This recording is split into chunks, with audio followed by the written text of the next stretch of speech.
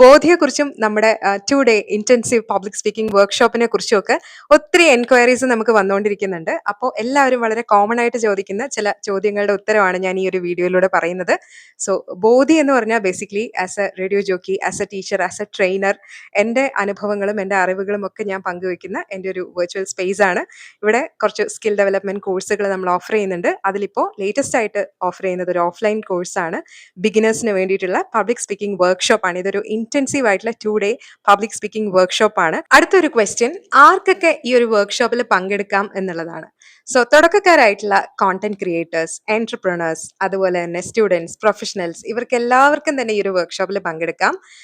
Stage ഫിയറിനെ അതിജീവിക്കണം. അതുപോലെ തന്നെ ഞാൻ ഇത്തിരി ക്യാമറ ഷൈ ആണ്, എനിക്ക് ക്യാമറയെ ഫേസ് ചെയ്ത് വീഡിയോസ് ചെയ്യാൻ കുറച്ച് ബുദ്ധിമുട്ടുണ്ട്, അതുപോലെ എൻ്റെ കയ്യിൽ ലിമിറ്റഡ് റിസോഴ്സസേ ഉള്ളൂ, ഇതൊക്കെ വെച്ചിട്ട് ഈ ആൻഡ്രോയിഡ് ഫോണും എൻ്റെ കയ്യിലുള്ള ചെറിയ സൗകര്യങ്ങളൊക്കെ വെച്ചിട്ട് എനിക്കൊരു വീഡിയോ ഒക്കെ ചെയ്യാൻ പറ്റുമോ എന്നൊക്കെ സംശയിച്ച് നിൽക്കുന്ന ആളുകളാണെങ്കിലും ഒക്കെ നിങ്ങൾക്ക് ഈ ഒരു വർക്ക്ഷോപ്പിൽ തീർച്ചയായിട്ടും പങ്കെടുക്കാം. അതിന് പ്രായം ഒരു പ്രശ്നമല്ല. പ്രായഭേദമന്യേ ആർക്ക് വേണമെങ്കിലും ഒരു പുതിയ കോണ്ടന്റ് ക്രിയേറ്റർ ആവണം, അല്ലെങ്കിൽ ഒരു വ്ളോഗർ ആവണം, ഒരു പോഡ്കാസ്റ്റർ ആവണം എന്നൊക്കെ ആഗ്രഹമുള്ളവർക്ക് ഈ ഒരു വർക്ക്ഷോപ്പിൽ പങ്കെടുക്കാം.